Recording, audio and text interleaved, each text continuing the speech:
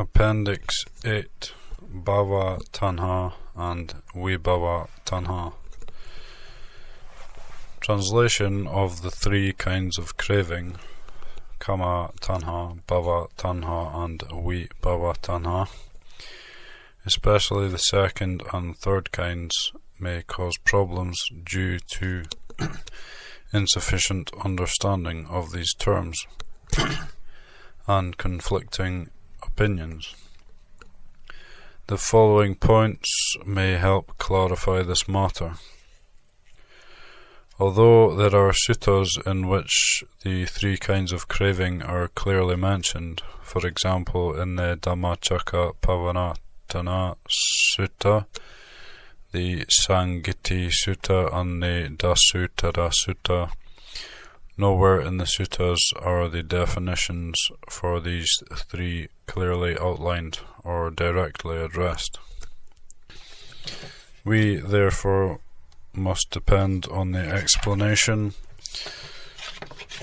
found in the Abhidhamma and in the commentaries. However, because people sometimes gather sketchy or incomplete information, or they are unable to clearly interpret such information, there have arisen divergent and conflicting views on the subject. Despite the fact that there are no explicit definitions in the suttas for these three kinds of cravings, there are some teachings by the Buddha and some related passages that cast light on the meanings of these terms. Here I will present evidence from the suttas, the Abhidhamma and the commentaries for contemplation.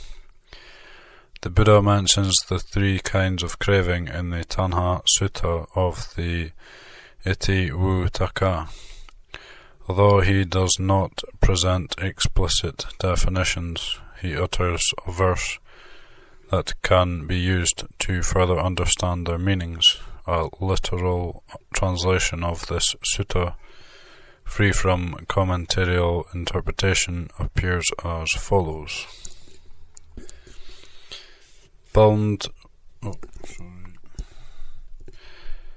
Bhikkhus, there are these three cravings. What three?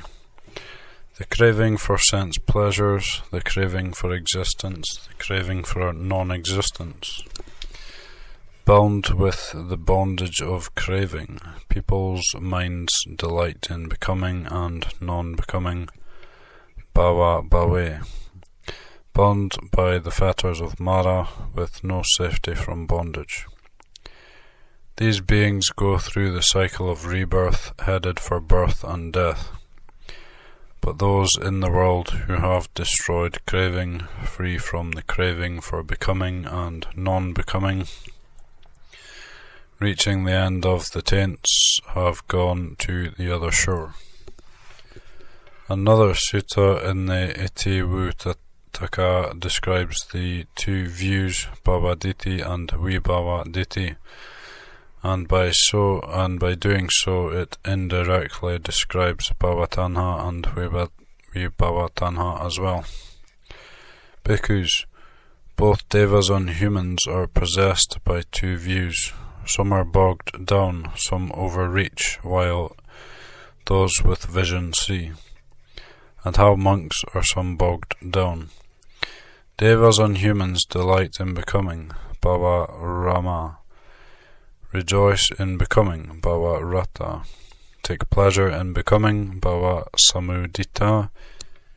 When the Tathagata teaches the Dhamma for the cessation of becoming, Bhava Nirodha, the hearts of those devas and humans do not leap forward, do not gain confidence, do not become settled, do not yield.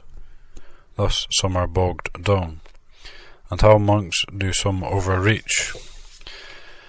Some devas and humans are afflicted, depressed and disgusted by becoming. They delight in non-becoming, saying, "My good sir, with the breaking up of the body at death, this self is annihilated, destroyed, and no longer exists. This state is supreme, excellent and true, thus do some overreach. And how monks do those with vision see. In this case, a monk sees the state of being as the state of being. When he sees the state of being as the state of being, he practices for disenchantment, nibbida, dispassion, viraga, and cessation, nirodha, in regard to the state of being. Thus do those with vision see. Whoever sees being as being, and sees the state beyond being, surrenders to the truth. Through the exhaustion of lust for existence, with full understanding of the state of being, one is free from craving, for both existence and extinction. With the end of becoming in the state of existence, a monk comes not to further birth. There are two noteworthy points concerning this sutta. One, the Buddha mentions craving and views in tandem because they are related and interdependent.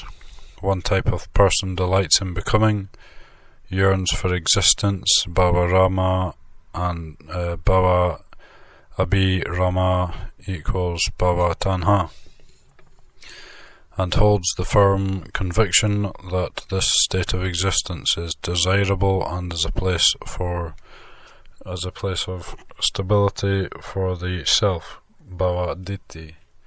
Another type of person loathes existence, delights in non-existence, desires extinction, vibhava abhinanda equals vibhava tanha, and firmly believes that the self will expire, vibhava ditti equals ucheda ditti.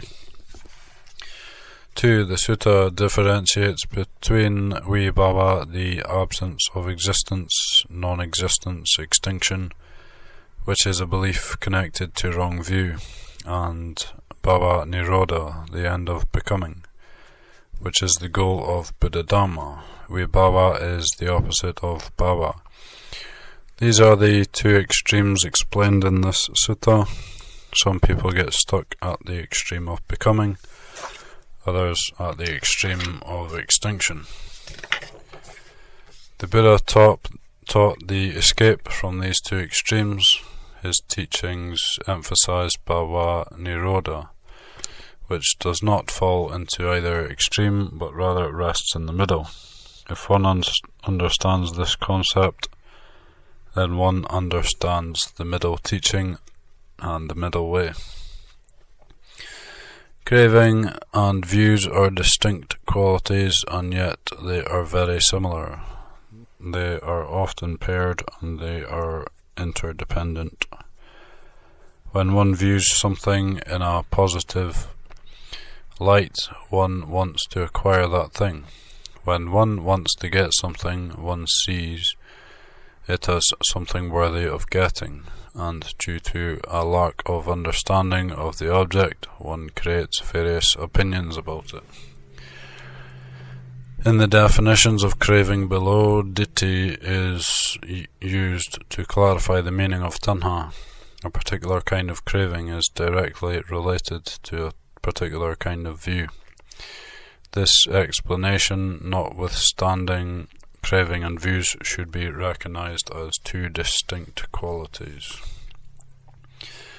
There is a passage in the verse in the Pura Beda Sutta of the Sutta Nipata, along with related explanations in the Maha Nidesa and the commentaries, that clarifies the meaning of the terms bhavatanha and vibhavatanha.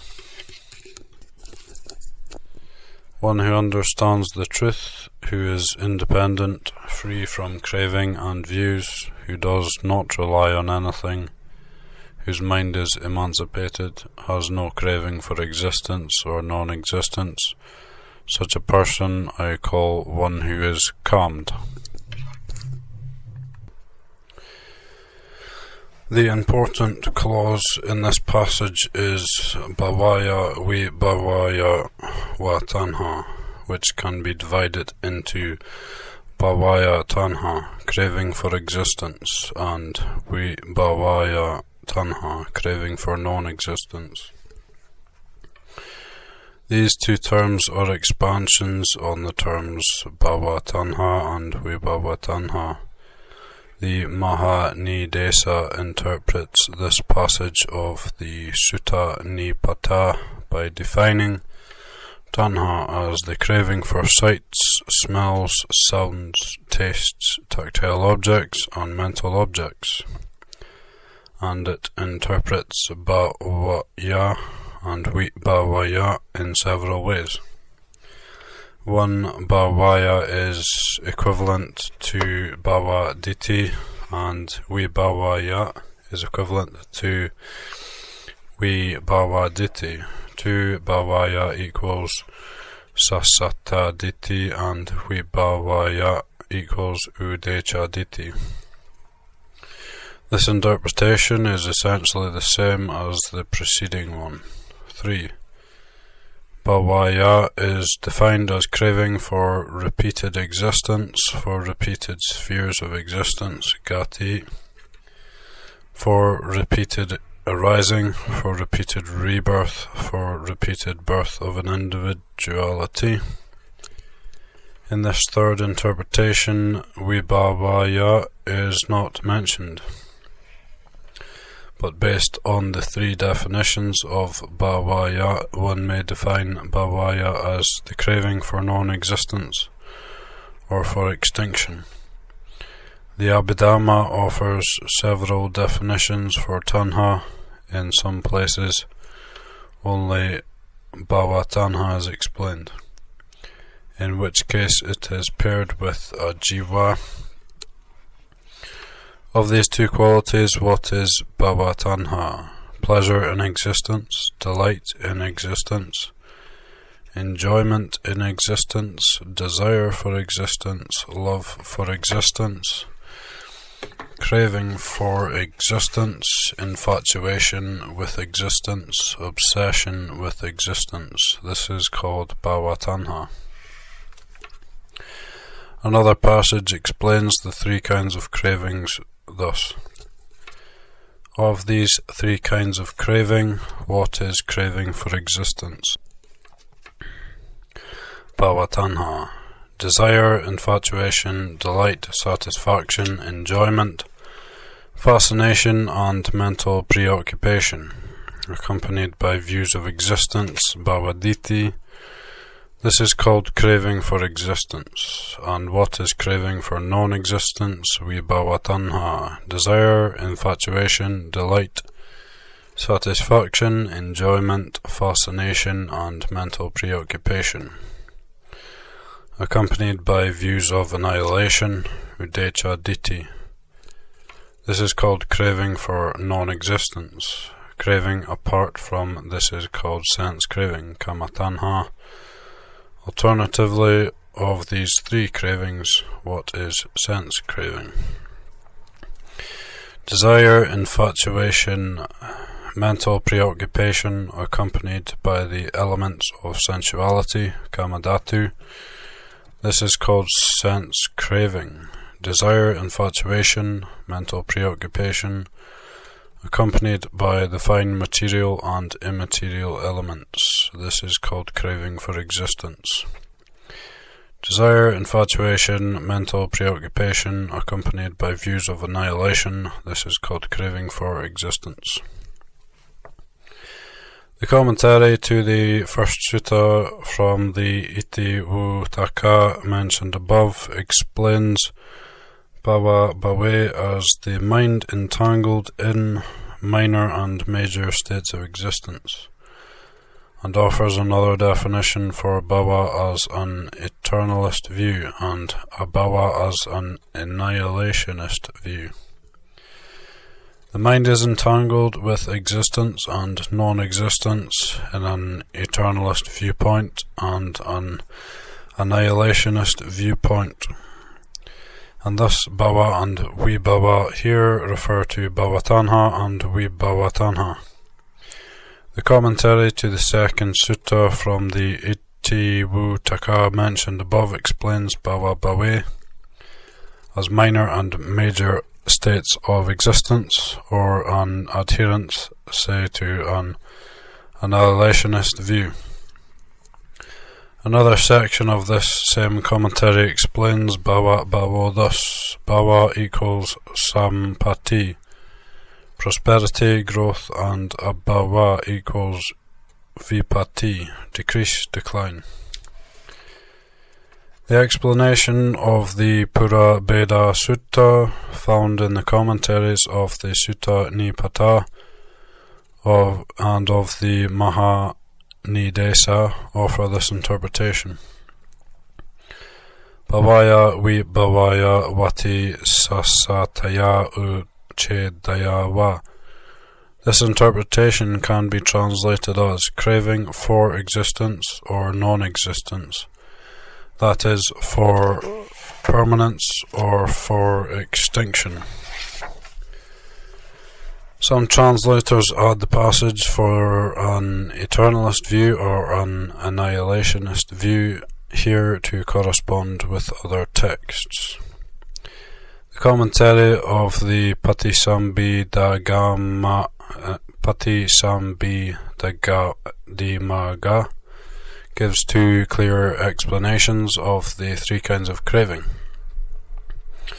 including a complete reference to the definitions presented in the Abhidhamma. The first explanation defines bhavatanha, which is paired with vijja, as the desire for states of existence, for example the sense realm. It refers to the passages in the Dhamma Sangani and the Vibhanga cited earlier, and explains the three kinds of craving by referring to another passage in the Vibhanga also cited earlier. Finally, it states, the commentaries state, lust associated with the 5 strands of sensuality is called kamatanha. Lust for the fine material and immaterial spheres, attachment to jhana, lust connected to an eternalist view, and the desire generated by the power of becoming is called bhavatanha, and the lust connected to an annihilationist view is called vibhavatanha. The commentary to the Sangiti Sutta contains the same explanation. The second explanation describes the three kinds of craving thus: kamatanha is lust for sensuality, kame-tanha. The term kama tanha here refers to lust, raga, associated with the 5 strands of sensuality. Bhavatanha is lust for existence, bhave-tanha. The term bhavatanha refers to lust connected to an eternalist view, which is generated by the force of desire for existence. It refers to lust for fine material and immaterial states of existence, and to attachment to jhana. Vibhava-tanha is lust for non-existence, vibhave-tanha. The term vibhava-tanha refers to lust connected to an annihilationist view. This explanation is also found in the commentary to the Vibhanga. The Visuddhimagga usually explains important subjects in keeping with the other commentaries, but on the subject of the three kinds of craving. It says very little. It explains these three cravings only in the section on the 108 kinds of craving, which offers a different perspective.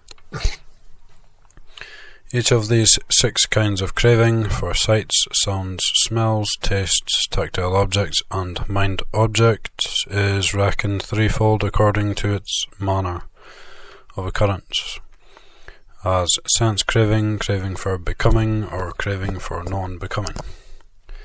Indeed, when the craving for visual forms enjoys in the manner of sense desire, enjoyment, a visual object has come into focus of the eye, it is called sense craving. When the craving for visual forms is accompanied by the view that the visual object is lasting and constant, it is called craving for becoming. because the lust associated with an eternalist view is called craving for becoming, but when the craving for visual forms is accompanied by the annihilationist view that this visual object breaks up and is destroyed, it is called craving for non-becoming. Because the lust associated with an annihilationist view is called craving for non-becoming. The explanation in the Paticcasamuppada, the commentary to the Paticcasamuppada, integrates the definitions of the three kinds of craving in a clear and satisfactory way, by incorporating the definitions from the various texts, both the Paliccaran and the commentaries. Here is a simple presentation of these definitions. 1. Kamatanha, craving for sensuality, lust associated with the 5 strands of sensuality. 2. Bhavatanha, craving for existence, lust for fine material and immaterial spheres of existence. Attachment to jhana, desire associated with an eternalist view, which is expressed in the desire for existence. 3. Vibhavatanha, craving for non-existence, desire associated with an annihilationist view, which is expressed in the desire for an absence of existence, or for extinction. Note that vibhava, the absence of existence, the end of existence, extinction, is different from bhava nirodha, the cessation of existence, the non-arising of further becoming, which is a desirable state. If this is still unclear, review the Ditthi Sutta referred to above. Appendix 9. Detailed description of consciousness. A detailed doctrinal description of consciousness, the 32 mundane kinds of consciousness, the 5 kinds of consciousness of wholesome fruition, kusala vipaka, the 5 kinds of consciousness of unwholesome fruition, akusala vipaka, and the 22 kinds of mind consciousness. Alternatively, the 13 kinds of consciousness, the 5 kinds of consciousness of wholesome fruition, the 5 kinds of consciousness of unwholesome fruition, the 2 mind elements, manodhatu, and the mind consciousness element unaccompanied by a root cause and accompanied by joy, arising in the course of an individual existence, pavati kala, between conception and death, plus the remaining 19 kinds of consciousness, arising in both the course of an individual existence and at the moment of conception. Appendix 10. Metaphysical dilemmas. There are many reasons why the Buddha refused to answer these metaphysical questions. Formerly, they were referred to as knowledge concerning the self. Most importantly, these questions originate from a wrong view, for example, from the belief in a self, and they therefore do not correspond with the truth. As the Buddha mentioned above, they are invalid questions. Secondly, the answers to these questions are not accessible through reasoning. Such an attempt is made in vain, like trying to get someone to visualize an image with one's ear. Since these questions cannot be answered by logic, intellectual debate about them does not generate any practical value. The Buddha emphasized those things that have practical relevance to our everyday lives, and therefore he dismissed these metaphysical speculations. He encouraged the questioner to turn to practical issues and to not waste time for questions that can truly be answered. The Buddha urged people to apply practical means to reach the truth rather than to get lost in debate and blind speculation. The Buddha lived at a time when there was an intense interest in these questions, and when leaders of many religious sects were engaged in such debate. It is fair to say that these were signature questions and ideas of people at that time.